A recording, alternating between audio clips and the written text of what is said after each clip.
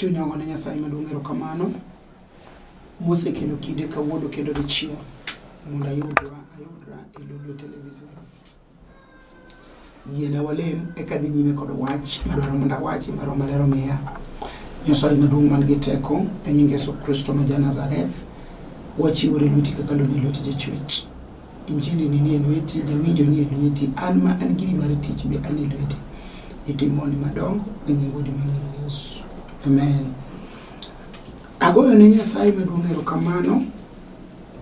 Awinje e chunya ni mondo wasom kodi muma mwadwa somo kodi wuok e Zaburi 44 matindo 4 kadhi piny. Kachien wabiro lamo Nyasaye mwinjore gi lamo. Zaburi 44 matindo 4 kadhi piny. Kapok asomo muma, an kod osiepna moro ma yendo penja muma moro mane asomo mar go agoro ne wasigu. En Isaya 14 matindo 4 kadhi piny. Masomo sani en Zaburi 44 matindo 4 kadhi piny. Wacho kama, som koda mondo wadhi. In e Ruodha kendo Nyasacha, imiyo jogi ma nyikwa Jakobo locho.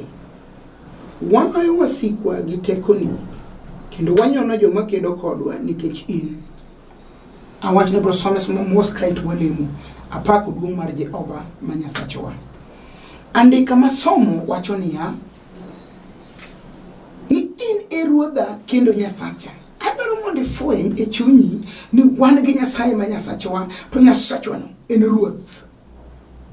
Ok en Ruodha kenda, to en Ruodhwa duto. Andika wacho, imiyo jogi ma nyikwa Jakobo locho. Wan gi ji kata sama antieni mosetomo mondo yud loch to tamore. Gisekedo gi wasigu to kinde magirumo. Piny osenyono gi piny. Piny osedwanyo gi. Piny osenyiero gi. Wasigu gosibo ikuom gi. Go nyaka sigalagala. Nikech onge kuma giyude konyruok. To muma wacho ni imiyo jogi ma nyikwa Jakobo locho. Kawuono wan kodika. Kuom teko mar nying maduong' nying Yesu Kristo ma Nazareth, wabiro locho kawuono. Ndiko wacho ni imiyo jogi ma nyikwa Jakobo locho. Koro be ni nyikwa me neti mar chuodho mar otodo kamoro ma jichino ketie. Kodo ne kwame ura moro. Kode kwamo mane loro moro.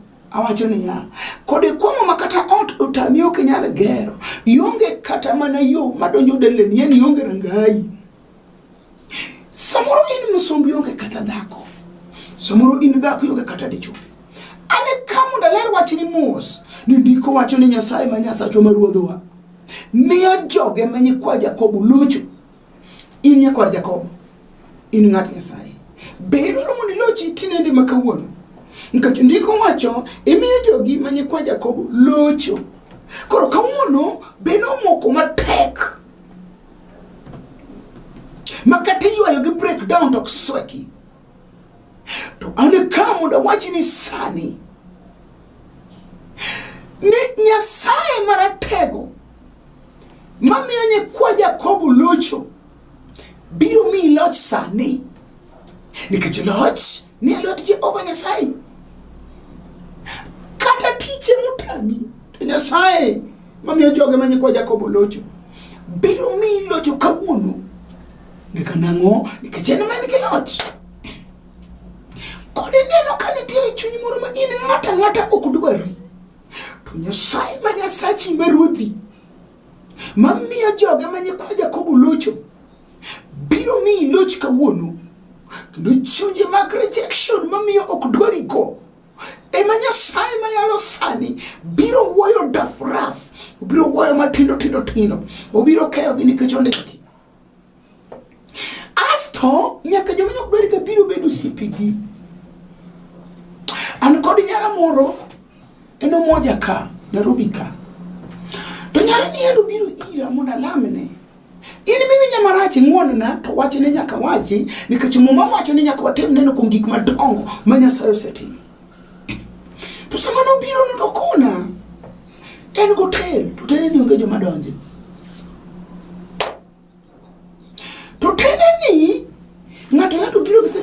karima fake pesa bonge go wilo ne ngati ni uchiemo mangano ngado pesa mo wilo ne kodhi otas utende ni ngado chiemo to kochule koro winja kayalo kaka kora yalo mi winja to manya to biro ami direction to biro to no agoyo kode mi wala mo ne Nyasaye ma wabiro lam kodi sani kodok to wacho ni gimotimore ne pokoneno dhano biro nyaka joma nyocho kuwo kode utingo customers kelo man mesa ne pongo yodo pesa gima nyocho kutimire ne no dugo goiro kamano ni aneno Nyasaye muma wacho ni Nyasaye menye kwa joka Jakobo majoge locho ano kangeyo kamimoke okangeyo kamikwame yana kiachan rugi akia piwangi machueno se chuer kinde maromo nade akia paro mopongi ma omiyo kinyalo locho to ndiko wacho imiyo jogi manyikwa Jakobo locho Nyasaye ema miyo jogi manyikwa Jakobo locho adoni winji ni in mari Nyasaye doni lochi sani nikech Nyasaye okenwo dhano madoriambi ko wacho no miyo joge manyikwa Jakobo locho to in achiel kuom nyikwa Jakobo kori locho sani nikech in nyakwar Jakobo in nyathi Nyasaye nikech ondiki no imiyo jogi manyikwa Jakobo locho awacho ni kata kanitie jal moro manyo rado kodi kedo kodi so moro ngini ji mang'eny kedo kodi jomoko ke piny idhi ka juo ke piny ko yudi to nyiro kodi malake ne oko tenya kama gol karu wuondi osedhi ni ke piny ka juo ke onyiri nikech ong'e gimo timoni tandika wacho ni Nyasaye ma wan joge miyo walocho koro kata kawuono wabiro locho awacho ni adiera mar maler ni nyaki lochi koro bed mokwamo mapok oting'o nyathi ibiro locho kawuono bed nyako ma jegi 37 mapok onyuom kawuono ibiro locho bed chuo ma onge dhako ibiro locho bed nyathi ma ok nyal somo obiro locho ubede tich motamore ibiro locho nikech mawacho ni Nyasaye miyo joge manyikwa Jakobo locho an gima temo tangaza ni Nyasaye nyalo keto mondo walochi to kawuono ni kuom remo manuchore msalaba Kalvari wabiro locho nikech teko mar nying Nyasaye maduong' teko ma Yesu nochirgo wuok e dier jomotho teko ma Yesu nogoge Eloi lama sabachthani teko ma Yesu Kristo no landogo hali hatari ne msalaba ne utieko duto ibiro locho sani winja maler ni kata bed ni laro kodi lo wan ge jal mabiro miyo nyikwa Jakobo locho ibiro locho kile moko jasiguno biro dalana maja chieno famie ji morwako ji gi mask maji biro dalana gi polisi kagima anje ko to mwandu na Nyasaye no semia kukalo kumpiwanga mwandu go ne mana maglamo na lama pier Nyasaye uyo koda wang kako chako miya mwandu go ikaja chien maje jok ma irach ma akudor dongruok maginchi no dhi odojo kum jothurwa moko magiriwore kundi maduong' apako rabi wuod Nyasaye jal mabiro golo wa chuodho sani jal mabiro miyo walochi mi joge no yudo otimo njama maduong'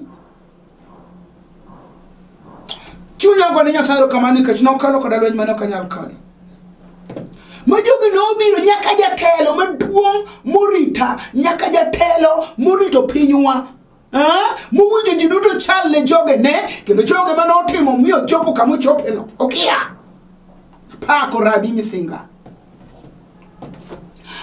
negi biro magi choko dhogate dok makwonga lamo ma Nyasaye nikech an kana godala to nagodala makata gimora mora na onge kata gweno ta chako lamo Nyasaye na lamo Nyasaye moka ywe kapiwa ngachwer kala karo maler wuoyo to Nyasaye wuoyo koda mukona chako mima ta luwigima to Nyasaye no kelo gimora mora mano wacho na mit jachien ama lo neno jachien mag misiko mag dhier mag kwamo mag dok chien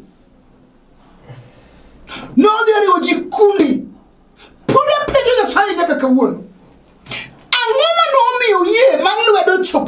giga kendo kawuoyo kamano to wach no wuok e chunya ma iye pod apenjo Nyasaye to giko idwoko biro anaseneno Nyasaye mawuoyo kuome dwoko biro ma piny te biro winjo ito piny no winjo dwoko ma Nyasaye okelo ne giga mana Satan ochuno ji mokawo gi thuon apako rabi Nyasaye mano chwada joga piny kobiro mondo nega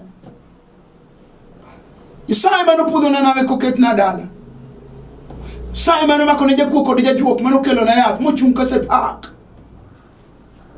Nyasaye mano wuoyo koda norito dala na go inga mar mach kod jolweny ma jidh farese koidho faras giro lwaro dala wach ni pod apenjo Nyasaye to ruoth nochakore nang'o kimiya gimonyiso gima notimore nikech akia to giko ni dwoko biro ndiko wacho ni Nyasaye ni ine mimiyo jogi manyikwa Jakobo locho dwoko biro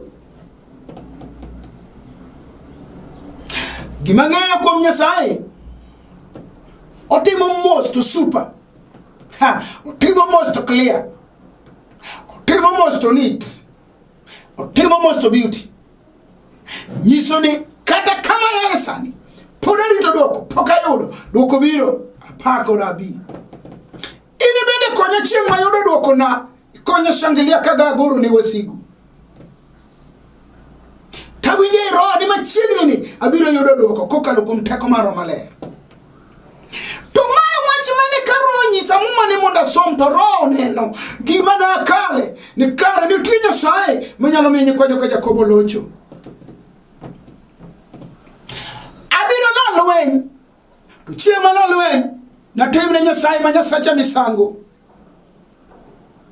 na ting manera ka kwadho nikech Jehova Nisi samosalo lweny tichake ni Nisi mena gi choko kagima jakuo kata jande gikaw magedhi chunya penjore ni kata mana police manotingo bunde kabiro no chako nadi to nonyisa na duto te dwoko ni lwet Jehova dwoko ni lwet wuon polo gi piny to mama miyo kama mowacho ni imiyo jogi manyikwa Jakobo locho wala wasikwa gi tekoni koro Nyasaye biro mi loch sani tibiro locho gi teko Nyasaye ok tekoni ng'eyo ni sombi pesa ni ok mi lochi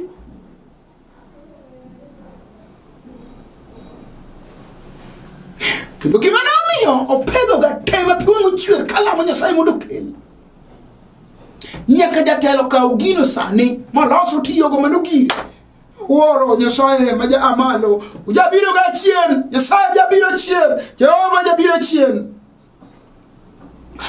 mawacho ni sama norwaki yawuot Kayuda mach Shadrach Meshach kod Abednego ndiko wachini no twegi molutgi mach mokakni mochwak nyadibiriyo to muma masomo kod misomo wacho ni sama nolutgi mach to joma notero gi mach ema nowang' motho morumo to jo Nyasaye mangima mamuma wacho ni Nyasaye miyo joge manyikwa Jakobo locho jo Nyasaye mangima to nochako miele mach ka koro tondo cho gik manotugi go chodo gi Nyasaye ochodo to ndika wacho ni sama ne gimiele gi ji adek gi ng'at mar ang'wen en Nyasaye mokwe manobiro kweyo mach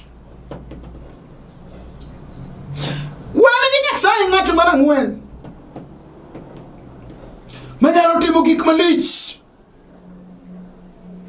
unyalo timo ono omiyo joge manyikwa Jakobo locho mor kayalo Yesu ja Nazareth jal mosemiyo ngima na ochopo kamochope jal makata wasigu vamia Nyasaye panda okier mana koda umo chiela apako rabi jatelo maduong' wala wasikwa gi tekoni adwaro mondo ing'e ni kata ka koro Nyasaye dwa miyo walony wasikwa sani to ok tekoni ok ng'eyo ni ok telo ma in go ok sombi ok pesa ma in go awacho ni ok gik migero bende ok gik me odi alwani ya Nyasaye miyo walocho kod teko Nyasaye to mae momiyo Isaya wacho ni onge gir lweny molosi mondo inyamano inya to adier nitiere gi lweny moko ma ok Nyasaye to nyalo tieki. Nikech omiyo walocho nikech chakone gi lweny ok yud nafas mar makowa. Nyaka sama moyi kodi ni onge gi lweny mabiro maki, kata obed thuol mochomigo ok no maki. Kata obed ndala mosoli ok no maki. Awacho ni kata obed jini moloki ok no maki. Bedo gol ni joma tho piny ruoth joma tho mondo bi osandi ok no maki. Nikech andika wacho ni onge gi lweny molosi mondo inya mano inya. Adwa ni maki kanyo ni onge. Sai mano golo Shadrach, Meshach kod Abednego e mach biro chung kodi sano biro bedo ng'ato mar ang'wen. Nyasaye mangima ma Nyasach polo gi piny, Nyasaye ma jachwech, ng'ato mar ang'wen mano donjo e mach. Be iwinjo wach mawacho ni kawe Nyasaye ng'ato mar ang'wen biro chung kodi sani apako rabi kamanda. Wala wasikwa gi tekoni kendo wanyono joma kedo kodwa nikech in. To mane momiyo kuonga timo nenda gima notimore na.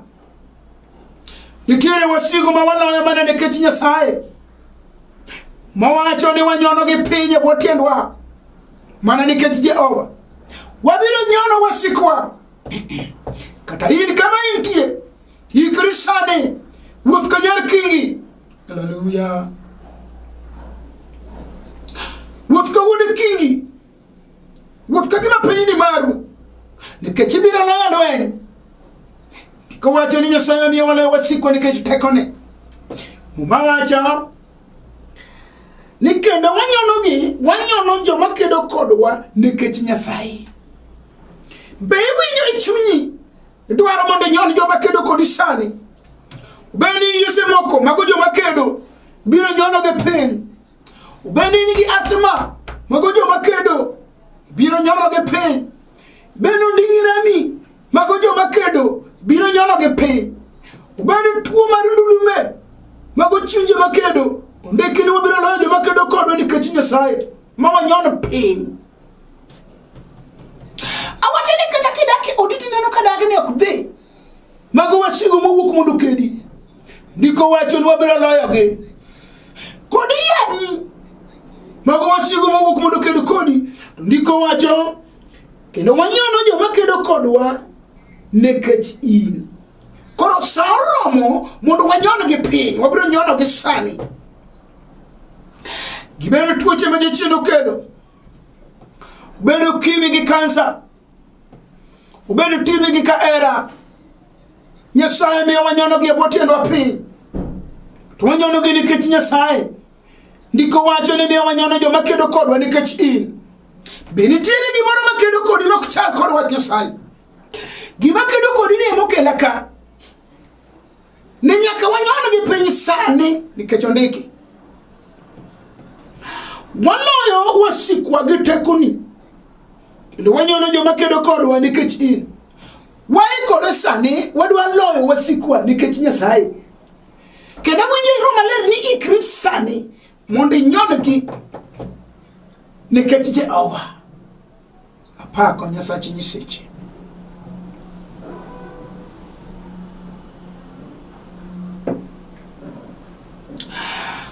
Kani tiere wach moro masandi to ruoth okela ka mondo wachni ni wasiku ok chak chung e nyimwa kendo. Wasiku manyonyono ni piny makati gedo ok sweki. Kod yure pesa ni nyiewo bati ok nyiewre. Kod chamo msara ok chal ng'amo chamo.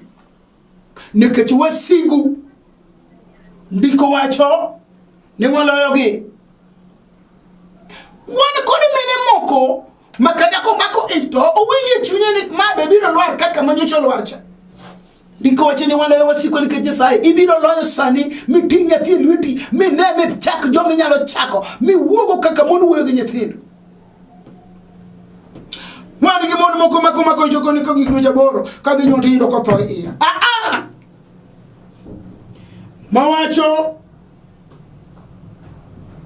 kendo wanyono joma kedo kodwa nikech in. Sa oromo mondo wanyon joma kedo kodwa kawuono.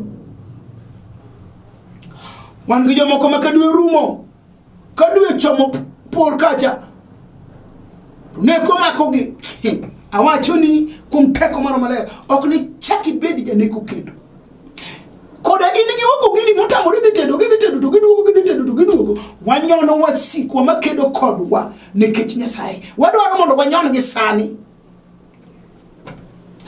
samoro in gi wuoyi maka ng'ato mako ich konyuol no nyuol ang'o ni to ogo mana wuoyi tieni yawuoyi ok nyuol gi ni gogi mana piny jomoko bende ni kia gik magi nyuol to kakoro chopo sama kone dwa nene ber mag gik mane go piny go to jichino nyono piny kawuono ndiki ni waloyo wasikwa nikech Nyasaye to waloyo joma kedo kodwa nikech en wanyono gi piny nikech Nyasaye no koro waikore kuom weche di ariyo wadwa loyo gi sani kuom teko mar nying Jehova Nyasaye podo gi piny to bende wadwa nyono gi piny ya kutosa haleluya wanyono gi mobich ka wanyono gi maga gono twacha nikech wanyono gi piny nikech Nyasaye